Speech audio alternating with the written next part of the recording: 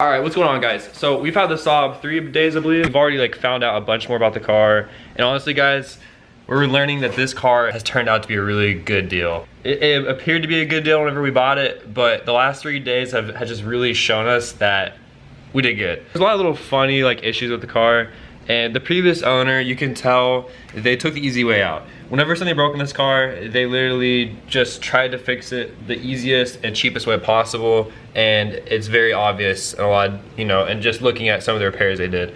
Issue number one I'm gonna show you guys is the starter.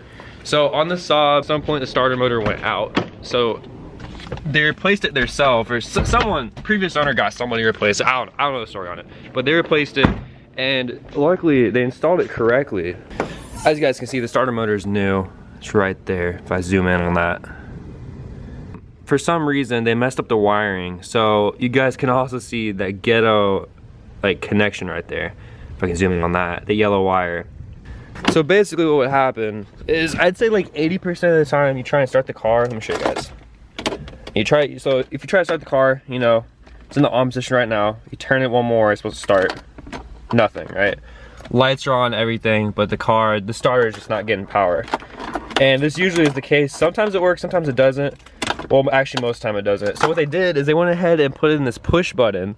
So they basically just hardwired this button into the starter to where it'll always put power to the starter. So luckily, if the car is off, right? So if I have the key out and I push this thing, nothing happens because the transponder and the key is not connected to the car. So to start the car, you put the key in, put in the on position, push this, and it starts. Pretty funny. So yesterday we went ahead, and this wiring was really ghetto. They didn't even wire it correctly. It was literally hanging on by a thread. So we went in and put in these proper connectors right there, as you guys can see. So less of a fire hazard now. There's also no fuse on it. That's not good. We need to fix that too. So that was the first issue we had with it. The second big issue is the radio, and honestly we're probably not gonna be able to fix the stock radio because I was looking online and there's actually an amplifier underneath the seat. And I would show you guys, but it's a pain to get the camera down there. But basically, a lot of times the amplifier, there's 2 amplifiers in the car, one under the seat, one in the trunk. A lot of times the amplifiers go bad.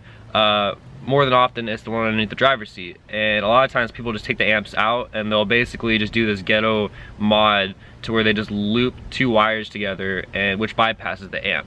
I was gonna do that, and I found out that the connector for the amp is not even there. I went to the trunk and I didn't see an amplifier there, but there's 2 connectors and they were already looped, and so I think someone already tried to fix the radio the ghetto way, the cheap way.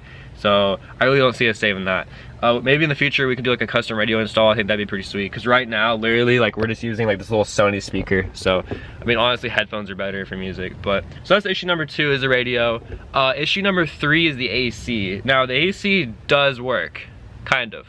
What I realized while driving it the past couple days is most of the time to get it to work, you have to stop in traffic, turn the car off, put the AC on, turn the car back on, and the fan finally kicks on. Until I was cleaning the car yesterday and I found this little wire on the floor, and we really didn't know what it was for, right? It's just this wire coming out of the transmission tunnel. It's just chilling here. So I accidentally touched it. I was trying to tuck it away, actually. I was trying to put it underneath this plastic because I really didn't know what it did. But what I found out is if you have the car on and you push this to ground, so I'm gonna go out to the seat real quick, the AC comes on. The blower motor comes on. Disconnect it and it stays on at 3. So basically what this does is it kind of just forces the blower motor to come on, and after that you pretty much have control of it however you like. And to turn it off, you just turn it off. I thought that was hilarious. You can just tell that the previous owner had a bunch of little cheap shortcuts to just get stuff to work that he didn't want to spend money to fix. So in reality, we should probably wire this to a switch because AC is nice to have, but just the fact that this car has working AC is pretty funny. I got pulled over and got a ticket for a non-functioning stoplight or brake light, and I got a lot of comments about that. People saying, oh, why would you drive it with no brake light? That's unsafe, yada yada yada.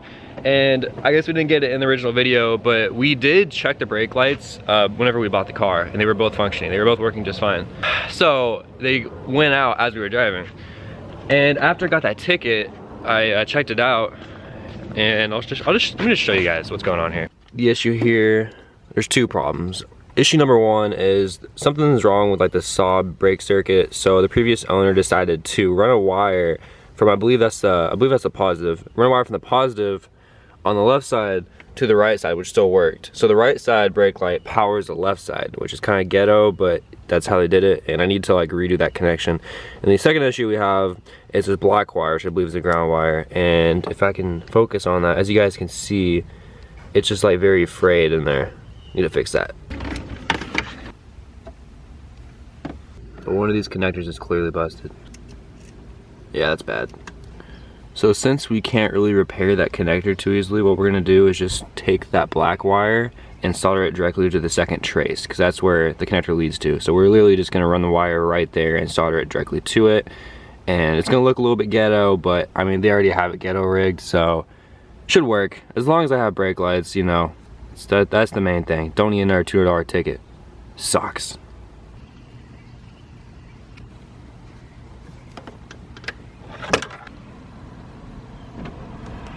Alright, so I popped open the intake and found this inside of it. Thought that was pretty funny.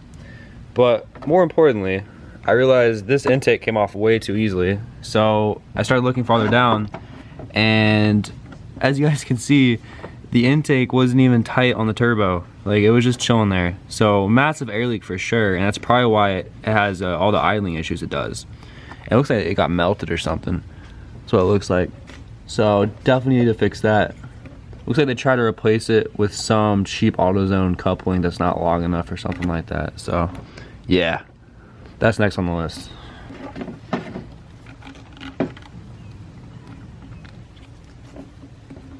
Alright, so AutoZone didn't have the right size connector for it, right size coupler. So what I did is, this is already kind of beat up. We really need to replace this with the cold air intake, so we'll probably do that in a little bit. But for right now, I took some electrical tape, and this was already broken off, but kind of fixed it with electrical tape. Kind of ghetto, but it should work. And then I put some like gasket material underneath the tape. So like, I basically did round tape, gasket material, another round tape to make it thicker, because we're using a 3-inch coupler. So, and they didn't have a, I believe it's a 2-inch pipe, or 2.5-inch pipe. So should work, we'll see. Definitely way better than before. Temporary fix. Probably put the thing on first. Alright, so there's the old coupler. We got the new coupler in it. I think it's a 3-inch to, or a 2.5 to 2-inch, I believe. Yeah, that's what it was, 2.5 to 2-inch. So as you guys can see, got the new coupler right there, and the cork, the gasket material with the electrical tape around the inlet pipe is working pretty good so far. Like, it's got a really tight fit. Doesn't appear to have any air leaks. And this should solve the idling issue. It should also take care of the check engine light, because you have air coming in here, and that goes through the mass airflow sensor. So the computer is getting a reading right here, but how it was with this coupler, it was having a massive air leak between the turbo and the pipe. It's not gonna run right like that. But anyways, so now that the air leak is solved, so should be fixed, we'll see. I'm sure there's gonna be another issue, but this is a good starter. We got that huge air leak fixed. We're gonna go ahead and take it out for a spin and see just how well it runs. I can already tell, guys, it's idling way better. Like right now, the revs are rock solid as far as idling goes. Perfect. And at the moment, there's no check engine light either. So far so good. Just a quick side note, but this is so cool. Like, I could play with this all day. What? So cool. I think it needs some oil, because it doesn't go very good back end, but you kind of have to help it a little bit. But just one more time,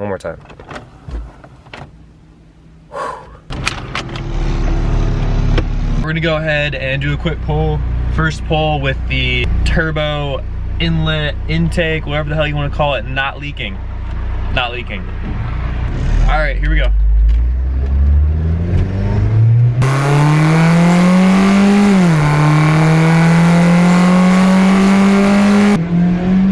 Huge improvement.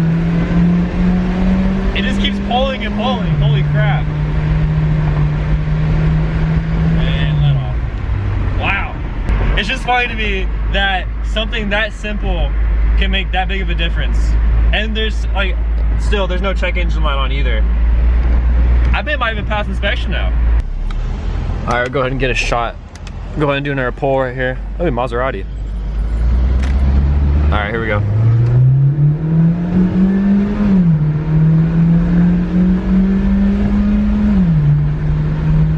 Holy crap.